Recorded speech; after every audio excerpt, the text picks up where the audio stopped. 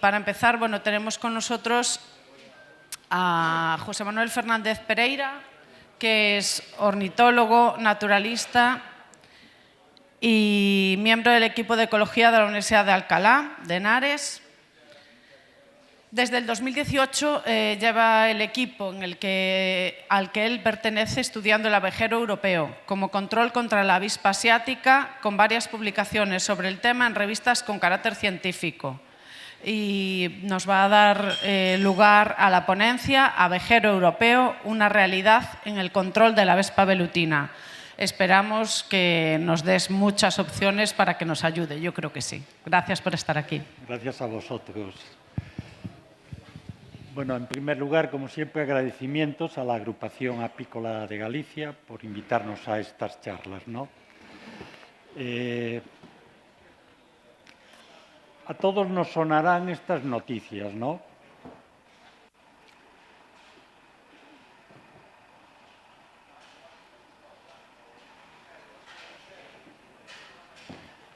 Estas, digamos, noticias hicieron mella en nosotros y crearon la respuesta que tuvimos a posteriori, ¿no? Investigar si había algún enemigo de forma natural, que es nuestra especialidad en el equipo de investigación, es precisamente saber qué ayudas nos ofrecen las aves, que es nuestra especialidad, en temas como el caso de la avispa asiática, ¿no? Los protagonistas, la velutina, en primer lugar, el área de distribución es del continente asiático y vemos como la avispa asiática se ha venido a la zona de Europa, las marcas estas verdes, yo no sé si os molesto. Sí, ¿no? Casi me voy a poner aquí mejor.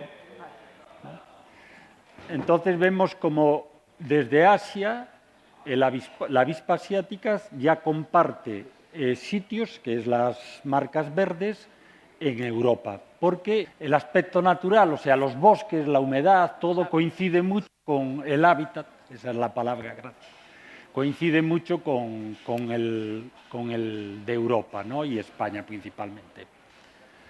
En 2004 se incorpora a Europa desde Francia. En el 2010 comenzó su expansión y desde entonces su crecimiento ha sido de una manera exponencial, ¿no? Las primeras citas que tenemos en en Galicia, son una entrada por el sur de Galicia y otra por el norte en el 2014. Y vemos como año a año va creciendo, ¿no? De una manera, la verdad, que muy llamativa, ¿no?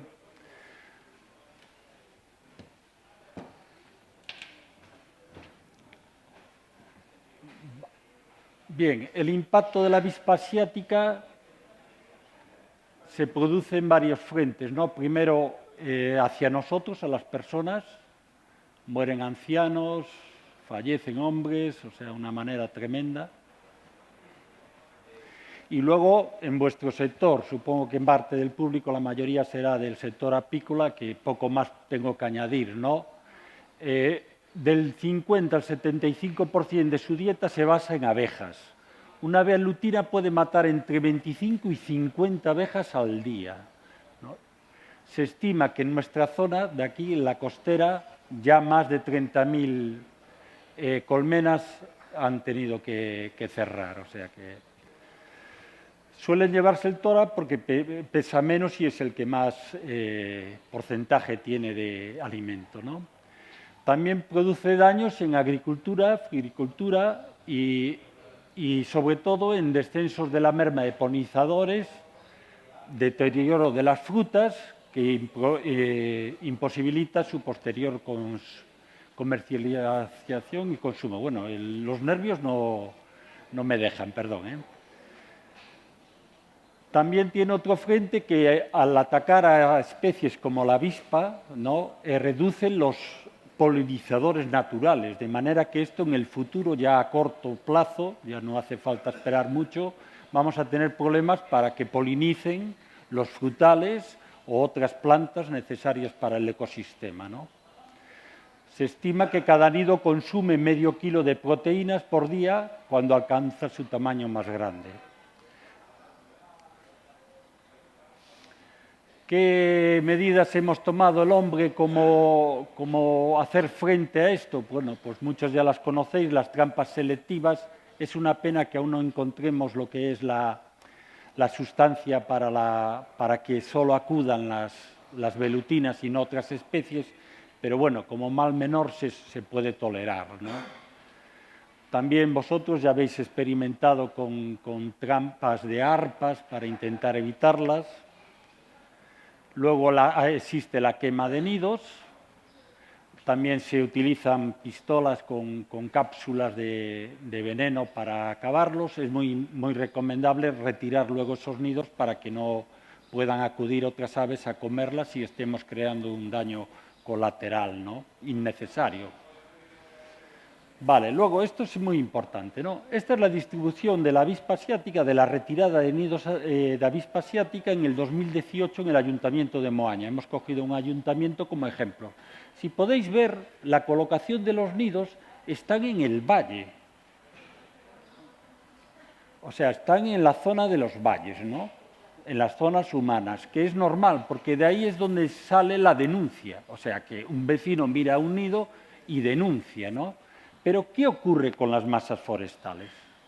Yo en mis campeos por las masas forestales me encontraba nidos de velutina, también señales de que habían escarbado y atacado a los nidos de avispa asiática, por lo que la idea surge de ahí, ¿no? De, oye, ¿no será que ya se conocía que el abejero europeo, un ave que se alimenta prácticamente de véspidos, o sea, de abejas, avispas y todo eso, las probabilidades de que aquí estuviesen consumiendo la avispa asiática nos creó esa pregunta, ¿no?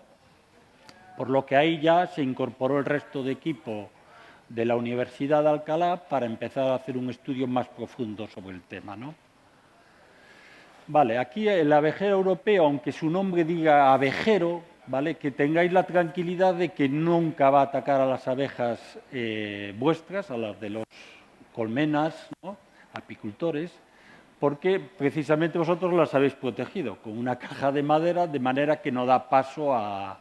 no le ofrece ninguna posibilidad de que el abejero pueda acceder a ellas, ¿no? De todas formas, en nuestros restos y recogidas de panales en los nidos y debajo de los nidos, nunca hemos encontrado cera, que es con lo que las abejas domésticas hacen sus panales, cosa que tanto las avispas vulgares como la avispa asiática usan papel de celulosa, o sea, usan panales de papel, o sea, de cartón. Bueno, aquí un poquito para explicaros cómo es el abejero. Es muy parecido al miñato o al ratonero, que es muy frecuente en nuestras zonas, ¿vale? El tamaño es similar a una gaviota, para el menos es el experto en esto, digamos, y luego tiene unos matices como son estas manchas alares o el color de los ojos, que son amarillos cuando en el ratonero son negros. Cierto es que las crías en su primer año tienen el color negro, pero luego ya pasan a color amarillo. Tienen dos fases, estos son dos hermanos, pero podéis ver que uno tiene una fase oscura y otra fase clara, ¿no? Vale, la SEO en el 2010 hizo unos censos donde estimaba una población de 1.800 y pico en toda España, pero donde se concentra principalmente, como podéis ver, es en el norte y en la cordillera central, ¿no?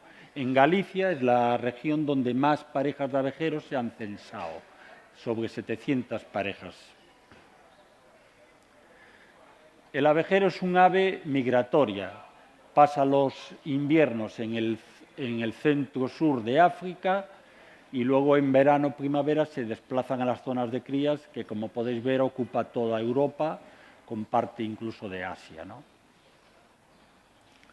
Nuestras zonas de estudios pues, serían la zona del Salnés, Morrazo y Vigo, aunque Vigo se extiende desde Redondela hasta Gondomar. Este es el ciclo anual del abejero, ¿no? O sea, sus llegadas, o sea, precisamente esta semana empiezan a salir desde África dirección hacia aquí, ¿no? Les lleva entre 2 y 3 semanas el viaje. Las fechas, como podéis ver, en amarillo serían las llegadas, cuando están llegando. Ya acto seguido, solo llegar, ya inician rápidamente la construcción del nido, ¿vale? Luego después las puestas las realizan la segunda, tercera semana y última de mayo, para luego, después de 35 días de incubación, las eclosiones se producen junio, última semana y principios de julio. Bueno, perdón, aquí... luego las migraciones se producen, pues eso, la última semana de agosto y primeros 10 días de septiembre. Al llegar, esto es importante sobre todo para algo que luego explicaré más adelante, la colocación de los nidos es muy importante en relación a las otras especies de aves de presas que hay aquí, ¿no? De manera que no le importa estar cerca del ratonero o del gavilán, pero sí se aleja lo máximo posible del azor. El nido de abejero, es una masa de ramas, ¿no? Pero a diferencia de las otras aves de presa, lo que hace es colocar ramas con las hojas incorporadas, cosas que en las otras especies no se producen, ¿no? Como podéis ver, no nos lo ponen fácil, ¿no? O sea, los nidos, la media de nidos es de 20 metros hacia arriba, o sea, que tenemos que recurrir a escaladores profesionales o hacernos escaladores profesionales, como es el caso del miembro del equipo que tuvo que aprender a escalar para poder acceder a estos nidos. Luego, el árbol. El árbol, digamos que eucalipto, pino, acacio y roble, coincide con la densidad que existe en el monte. O sea, de manera que no selecciona el árbol a nivel especie, porque más o menos la densidad de eucaliptos coincide con el número de nidos que él utiliza y así sucesivamente. Pero sí es muy importante el tamaño del árbol. Para meter las estructuras que os enseñaba, ¿veis?, necesitan un árbol robusto, fuerte, porque si no, no tienen dónde poner el nido. El nido, daros cuenta que alcanza sobre el 1,5 metros de circunferencia, ¿no? O sea, en cuanto acaban el nido, pues ya se ponen a poner hacen puestas de entre 1 y 2 huevos, de los cuales 35 días después nacen las primeras crías, entre 1 y 2. Vale, necesitábamos saber más de ellos, ¿no? Entonces hemos procedido a colocar cámaras. Estas las hemos colocado a partir de 16 días para que si nosotros producíamos algún efecto de rechazo para que los padres tardasen en volver, la temperatura no afectase en nada a las crías, de manera que nunca hubo ningún problema y se pusieron a tiempo, digamos, ¿no? Luego, teníamos 2 tipos de cámaras, esto también es importante. Una que recoge fotos y vídeos, hasta 30.000 fotos por nido se obtenían cada año, y otras que tenían un sistema en el cual, al mismo tiempo que sacaba las fotos, nos las enviaban a nuestros móviles, ¿vale? De manera que teníamos información directa, en vivo, de lo que estaba sucediendo. O sea, cuando el pájaro entraba, hacía el movimiento ese de calor que se produce, originaba que el dispositivo sacara la foto y al mismo tiempo nos la enviara a nosotros. Esto va a tener una importancia que luego os explicaré. Gracias a esas cámaras pues, pudimos ver la dieta del abejero, de la manera que vemos que desde reptiles a panales de avispas o de velutinas, esto nos daba un poco también, al poner las cámaras también nos veíamos el efecto de cómo evolucionaba la selección de presas a lo largo del verano, donde vemos que en rojo los véspidos, ¿no?, iban creciendo a medida que aumentaba, a medida que pasaba el verano, y cómo iban disminuyendo las otras presas, como lagartos o pollos de aves, a lo largo del verano. O sea, que ellos prefieren mucho más y están especializados en los véspidos, ¿no? Ahí tenemos ejemplos de un ave o de un panal de velutina, ¿no? También hicimos otro muestreo que era recoger en el interior del nido en la base del árbol del nido, pues restos de los panales para poder luego identificar qué especies son. para ver las especies de los panales, tanto en las fotos como en el suelo, veíamos ya la primera diferencia clara, que era el tamaño de las celdas. Como podéis ver, la de la velutina es mucho más grande, que coincide con el tamaño de la velutina, y la de la avispa son celdas muchísimo más pequeñas, que también coincide con el tamaño de la avispa. Eso ya nos permitía hacer una estimación con las fotos de en qué consistía la dieta del abejero, ¿no? Pero teníamos un problema, es que las celdas grandes podían ser de dos especies que tenemos en nuestro entorno, que sería la cravo, que es nuestra avispa, nuestro avispón de siempre, ¿no? Y la vespa velutina, que es la que se ha incorporado. Ambas tienen las celdas del mismo tamaño, eso nos creaba un problema. Gracias a la incorporación al equipo de Luisa, ¿no?, que utilizando, o sea, vamos a ver, nosotros llevábamos los panales, esos panales tenían unas celdas, ¿no? Cuando se produce la metamorfosis que pasa de la oruga, digamos, ¿no?, a lo que es el insecto de la velutina, es como la piel de los lagartos o de las serpientes, no sé si alguna vez la habéis visto, que las dejan en el sitio. Bueno, pues ellos también dejan la piel dentro de las celdillas. Y con esa piel también estaban las mandíbulas de la oruga, de la velutina. De manera que ahí pudimos diferenciar cómo eran distintas. Y así ya confirmamos de una manera totalmente rotunda que la avispa velutina era consumida por el abejero europeo. Y aparte también pudimos confirmar que era consumida de una manera totalmente, el 99%, donde la nuestra, la vespa de aquí, apenas aparecían en los restos, ¿no?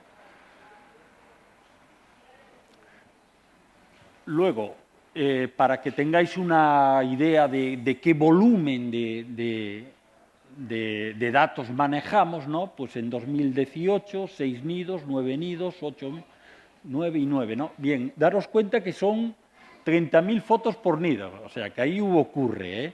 Pero también el número de presas es enorme, de manera que esto ya es definitivo, esto no tiene ningún tipo de duda. Entonces, estos, digamos que son los resultados después de los 5 años de estudio de la dieta, ¿no? La avispa asiática es la segunda presa en importancia, o sea, en selección, que prefiere el abejero. Pero es la primera en biomasa, porque no es lo mismo 10 avispas de este tamañito a 5 avispones del abejero que son mayores, de manera que la suma, digamos, de carne que acumulan es mayor. Entonces, la presa principal en biomasa es la avispa asiática, ¿no?, aunque en número no sea. Y luego después vemos la evolución aquí en amarillo, ¿no? Vemos como al principio hubo un boom, en el 18 no entendemos este bajón, ¿no?, pero sí estamos viendo que en el 19, 20, 21 y 22 ya es exponencialmente creciente. De manera que ya vemos cómo ya empieza a preferir de una manera mucho más rotunda la avispa asiática también en número, ¿vale? Cuando vemos también que tiende a desaparecer un poco, a bajar un poco la avispa normal, ¿no? Esto podía tener varias conclusiones, ¿no? A nosotros la que más nos puede estar, digamos, convenciendo es de que, aparte de la avispa asiática, cargarse a las abejas de las colmenas, también se carga a las avispas naturales. O sea, de manera que la depredación de la avispa asiática también la hace sobre la presa principal, que es la avispa normal del abejero. De manera que, por un lado, crece la población de avispas asiáticas, de manera que él tiene más alimento, y por otro, decrece la población de la avispa que él siempre consumía de una manera más intensa. Luego, ¿esto qué produce? El hecho de que haya más alimento es como en todos, pues las poblaciones aumentan. Aquí vemos que desde el periodo del 2004 al 2011, solo 15 parejas han criado en la zona del Morrazo, ¿vale? A partir de la entrada de la velutina, recordar que fue en el 14 en Galicia, pues se ha pasado, no tengo aquí el dato, pero creo que como más del doble, o sea, un segundo, 36. O sea, en el mismo periodo de años pasó de 12 a 36 la población de abejeros. En el Salnés ocurre lo mismo, lo que pasa es que en el Salnés tenemos menos años de estudio, pero como podéis ver la tendencia es exactamente la misma, ¿no? O sea que la población de abejeros se ve beneficiada y también nos vale como respuesta al incremento de la avispa asiática, ¿no? También el número de crías por pareja, o sea, el número de hijos por parejas, subió de 1,5 en la etapa anterior a la avispa asiática a 1,7. Vale, pero necesitábamos saber más cosas, ¿vale? Necesitábamos saber hasta qué punto el efecto de la captura de los abejeros influye en varios, o sea, en el entorno, ¿no? En el hábitat, ¿no? Queríamos tal. Para eso necesitábamos capturar a los abejeros y ponerles radiotransmisores, ¿no? Para esto, por si hay alguno que se queda inquieto, no ocurre absolutamente nada. Se coloca una red, ¿no? En la cual cerca de la red se pone un depredador natural, en nuestro caso sería el azor, ahí tenemos una foto donde el azor se está llevando una cría de abejero, ¿no? Y entonces, como cualquier padre, el abejero, digamos que reacciona y se lanza hacia el azor, ¿no? Nunca llegan a tocarla, son pasadas de advertencia, pero en estas pasadas se enganchan en la red y nos permite a nosotros capturarla y ponerles el radiotransmisor, ¿no? Este radiotransmisor es fundamental para la información que hemos recogido a posteriori, ¿no? Entonces, los datos nos permiten muchas cosas. Mira, esas líneas de puntos son posiciones del abejero cada minuto. O sea que cada minuto estábamos viendo dónde estaba el abejero, ¿vale? Y también lo estábamos viendo, por lo que decía antes de las cámaras, de manera directa. O sea, inmediatamente recibíamos las fotos en el nido y también teníamos la posición de dónde estaba, ¿no? Entonces, cuando se produce una aglomeración de puntos en un sitio determinado, ¿no? Eso es una acción de caza. O sea, ahí el abejero ha encontrado una fuente de alimento, normalmente suelen ser avisperos, que tiene que escarbar y produce una serie de minutos que está ahí y eso nos indica el lugar donde ha actuado, ¿no? Aquí vamos a poner un vídeo donde se ve, ¿vale? Estos son imágenes propias, no existían, ¿vale? Como el abejero encuentra un nido enterrado, en este caso avispa asiática, ¿vale? Pero a veces sale volando, nunca mejor dicho, o sea que a veces es tal el nivel de velutinas que sale volando, ¿no? Pero al final vuelve más tarde y ahora os voy a explicar por qué creemos que es y se la lleva. Bien, la diferencia que hay de esta segunda imagen a la primera entendemos que es lo siguiente, o sea, si como podéis ver las velutinas y otros vídeos que tenemos de avispas no le pican, o sea, le están por encima pero no le pican, no lo reconocen como un enemigo, ¿vale? En otros artículos que se han publicado se ha visto al abejero que va a unos nidos, ¿no? a unos hormigueros, ¿vale? Y se reboza sobre ellos, o sea, se extiende en el suelo y se reboza. Lo que intenta, o sea, lo que está haciendo el abejero es impregnarse de esa sustancia, ¿no? Que luego las velutinas y las avispas no lo reconocen como enemigo, porque la hormiga forma parte también de la familia de los himenópteros. Entonces las avispas ven que pasa algo, pero no lo relacionan con el abejero.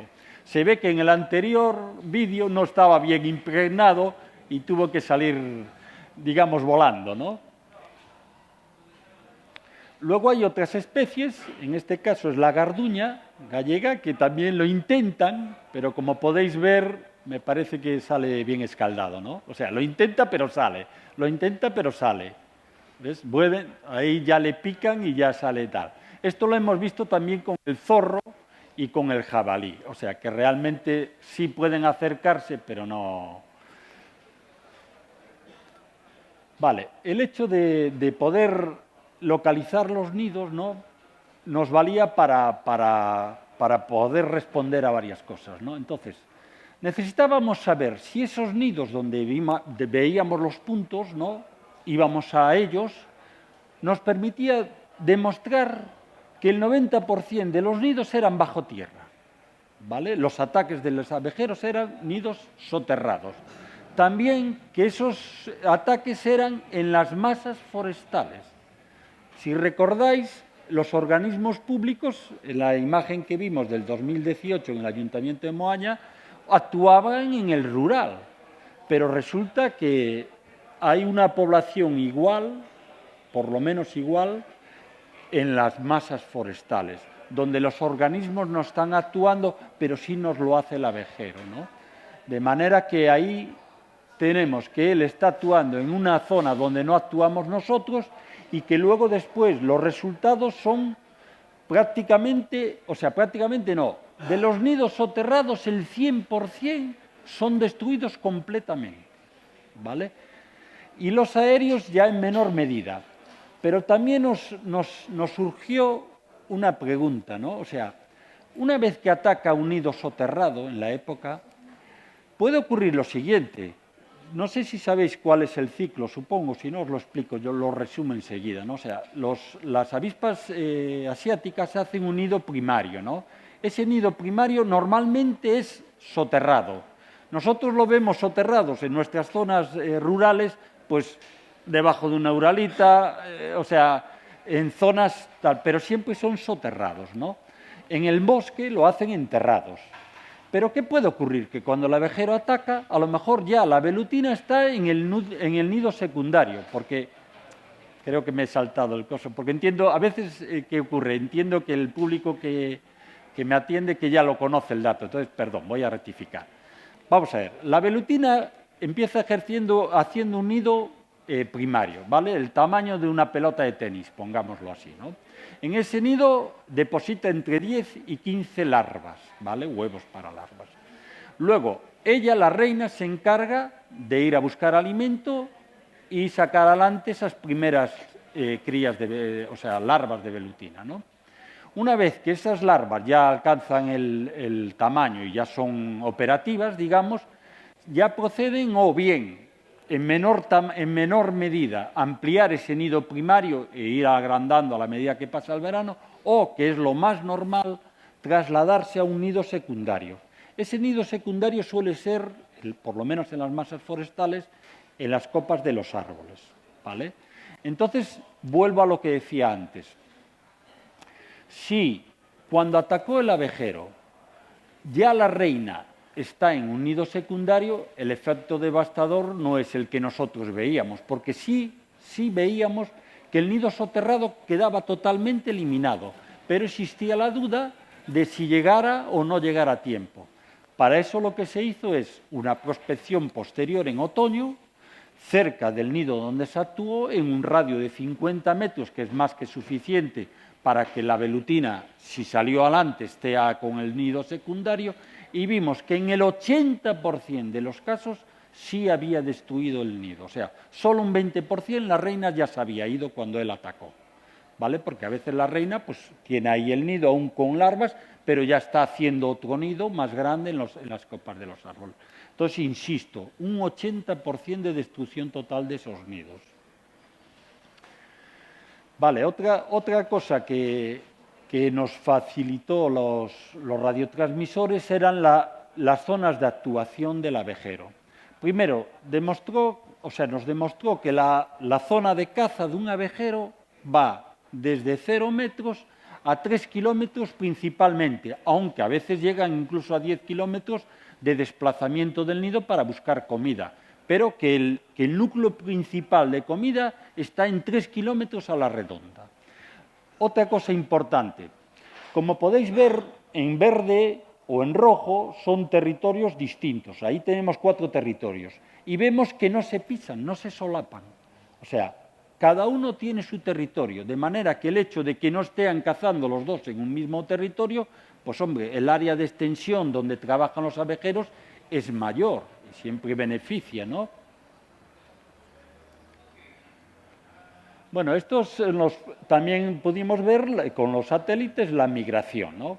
Como podéis ver, comienza sobre finales de agosto y de una manera prácticamente continua, ¿vale? Empiezan normalmente las hembras, luego le siguen los machos y las últimas son las crías en emigrar. También es curioso que las crías emigran solas, o sea, que ya se saben a dónde ir sin que nadie las lleve, o sea, emigran solas.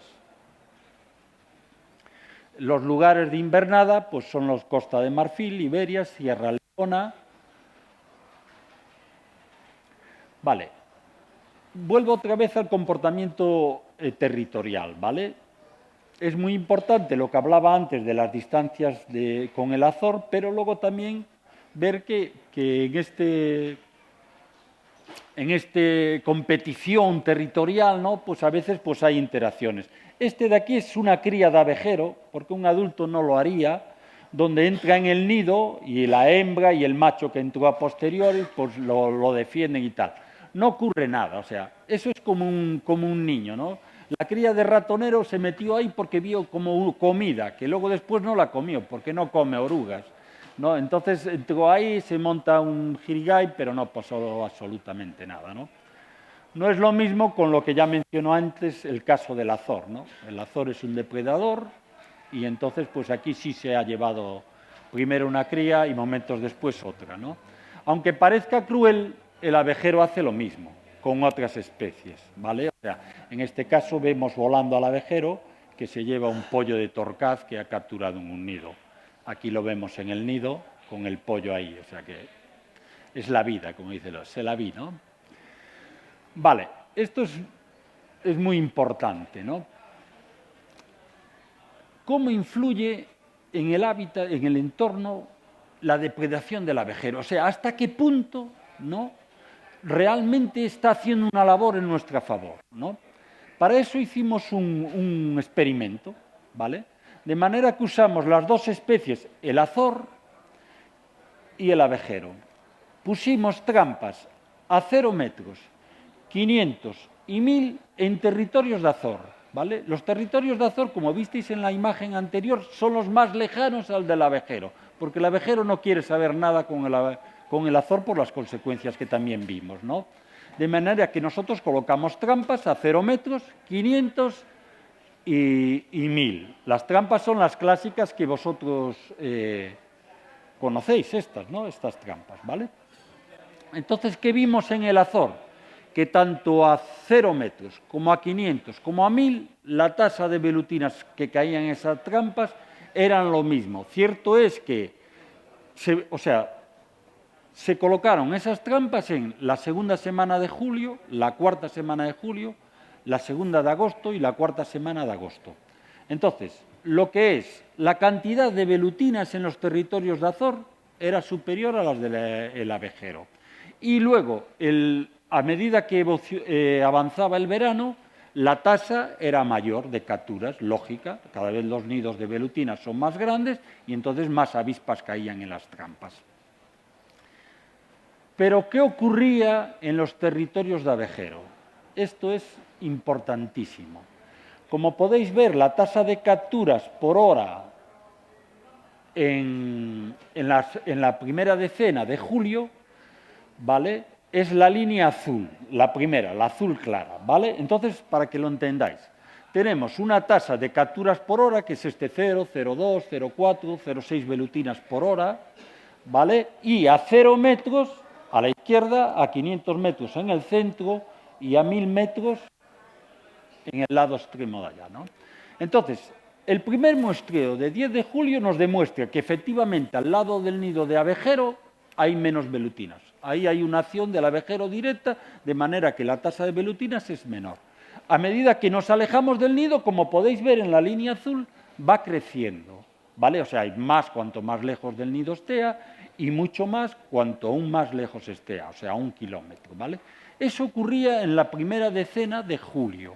Nos vamos a la última decena de julio, y la primera, si queréis, porque son muy paralelas, de agosto, ¿vale? Vemos que es importante cómo la tasa, que está allá arriba, ha ido bajando en las otras distancias.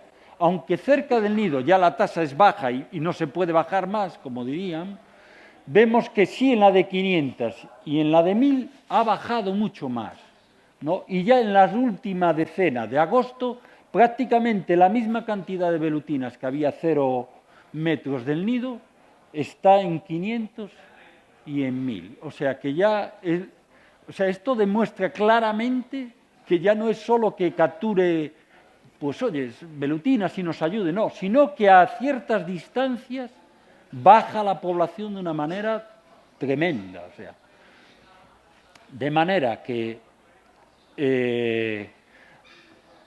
voy a explicaros una cosa, ¿no? O sea, ahora uno se pregunta, ¿no?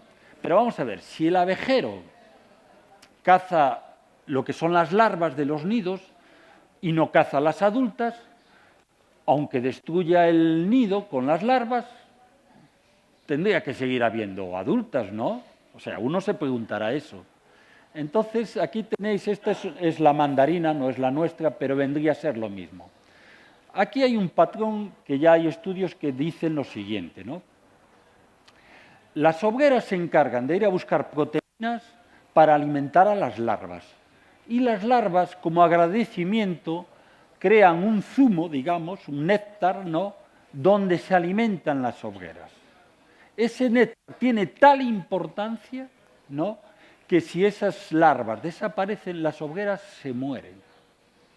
Esto explicaría el efecto de por qué se ve de una manera prácticamente más drástica la falta de crías cuanto más avanza el verano. ¿Por qué? Porque a medida que va extrayéndole la fuente de alimento de esas velutinas, que son las larvas, pues van cayendo y muriendo poco a poco. O sea, de manera que la depredación hace ese efecto, ¿no?, de que de repente la velutina llega con la comida, no encuentra el nido porque el abejero ha actuado y ella se queda sin alimento, de manera que paulatinamente a lo largo del verano va cayendo la tasa por la mortandad de estos insectos, ¿no? Luego ya, para acabar, nada, el aspecto económico.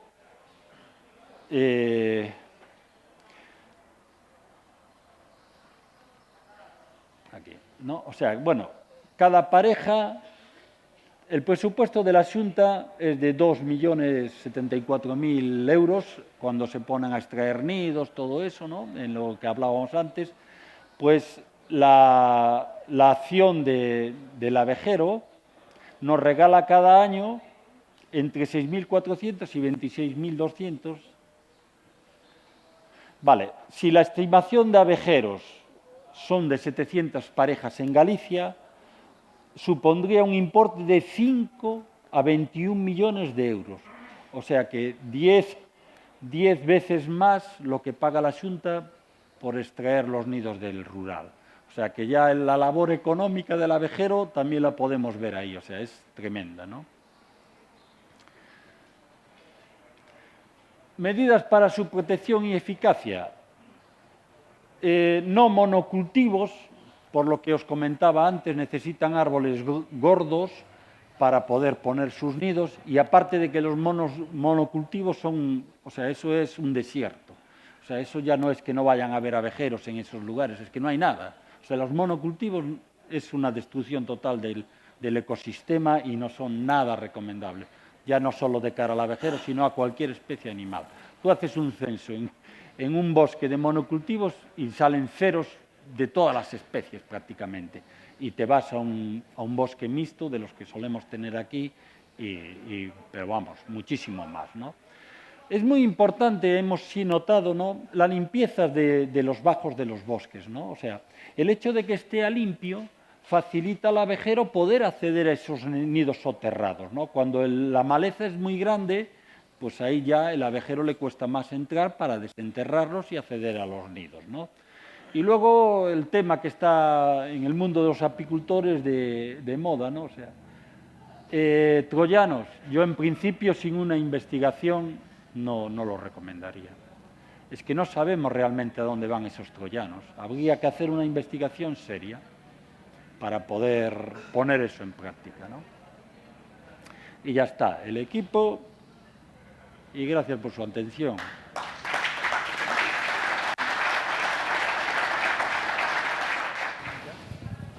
Buenos días. Hola.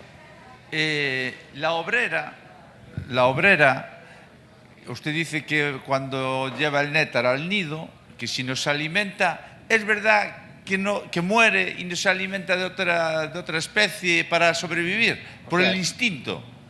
No, pero es que ellos, digamos que en millones de años esa fue la evolución. Es como nos enseñan a eso, nos alimentamos de eso, necesitamos eso, no sabemos hacer otra cosa.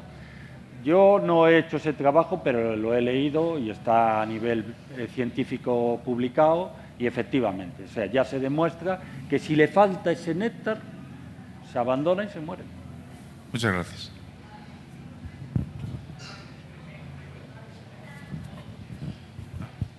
Hola, buenos días. Todo eso está muy bien, es perfecto. Pero esto mientras los ayuntamientos no conciencien a la población para hacer un trampeo a partir de enero, eso ayuda. Pero lo más eficaz que hay ahora mismo es el trampeo. Pero no a partir de ahora, sino a partir incluso de diciembre, que con el cambio climático necesitamos hacer antes el trampeo. El trampeo, yo ahora mismo, en una casa rural, cogí 560, contadas una a una, desde el mes de enero. Un vecino mío, otras tantas. Pero somos los únicos que lo hacemos. Perdona, pero ¿son reinas lo que captura? Sí, sí, claro. Sí, En enero la y mayoría fecundadas. en enero y en diciembre. Sí, en enero y en diciembre. Fue una pena porque pude haberlas conservado y haberlas traído aquí. Mientras eso no se haga, yo pienso que la mayoría de los apicultores coinciden conmigo porque es así. Es un pueblo de 900 habitantes. Usted imagínese que cogieran, que en cada casa se hiciera un trampeo porque todo el mundo tiene una camelia. La camelia es donde ellas disfrutan los primeros, una vez que salen de su encierro. Eso sería la forma. Todo esto ayuda mucho, bien seguro, pero el sacrificio más grande es el trampeo. Los concellos tienen que mentalizar a los vecinos, ir por los barrios, dar charlas y concienciar a la gente así. Si no, esto va a más, pero a más. Esto se está multiplicando año a año por 1000. Muchas gracias. Nada. Coincido, yo creo que el trampeo es una de las soluciones. La pena es que no se encuentre la feromona, ¿no? Si se encontrase la feromona sería muchísimo más efectivo, ¿no? Pero bueno. ¿Más preguntas? Buenos días, muchas gracias por la explicación, ha sido muy interesante. Mi pregunta está relacionada con el tema de las otras prácticas que hay contra los nidos. ¿Se ha visto alguna interacción entre los tiros o los otros sistemas que hay? ¿Le afectan al pájaro o no tiene efecto en esos casos? Sí, yo creo que esa es, gracias. Esa es una asignatura que nos quedó pendiente, pero como siempre, no hay presupuesto. En el proyecto que se presentó, que no nos lo aprobaron, estaba incluido, entre otras cosas, hacer analíticas de sangre de las crías para ver si estaban recibiendo los tóxicos estos, ¿no? Y luego también estaba previsto incluso hacer el experimento que hice yo con trampas, pues hacerlo con colmenas, o sea, colocar las colmenas a diferentes distancias del nido abejero, o sea, más directo hacia vuestra situación, pero nos han tirado, digamos, ese proyecto nos lo tiraron porque el volumen económico era muy alto y tuvimos que recortar. Entonces, en vez de colmenas de apicultores a distancias, colocamos trampas. El tema del laboratorio es carísimo, tuvimos que descartarlo. Efectivamente, sería interesante hacerlo. Pero este país para la investigación no hay dinero. ¿Más preguntas?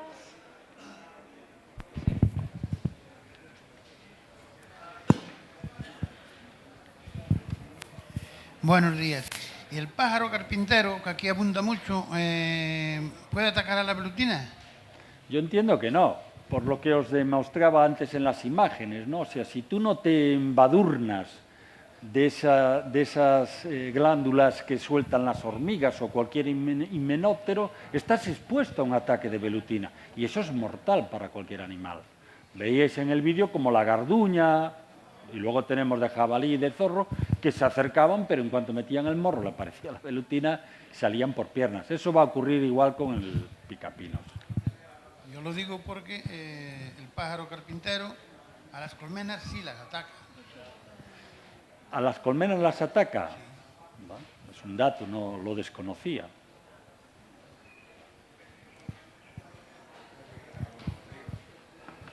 Pues nada más era todo eso. Muchas gracias.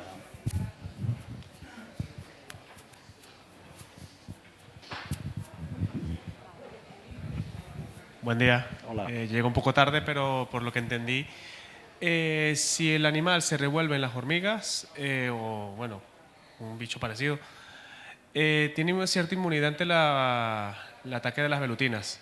¿Existe algo artificial para las personas que vamos a empezar en el mundo de las abejas para que no te piquen estos O sea, perfumes, algo así? Sería muy buena idea. Eso ya cualquier laboratorio de estos científicos que recoja tu idea, porque efectivamente yo lo desconozco si existe. No lo sé. Bueno, pues muchas gracias por la exposición, muy didáctica y además muy interesante.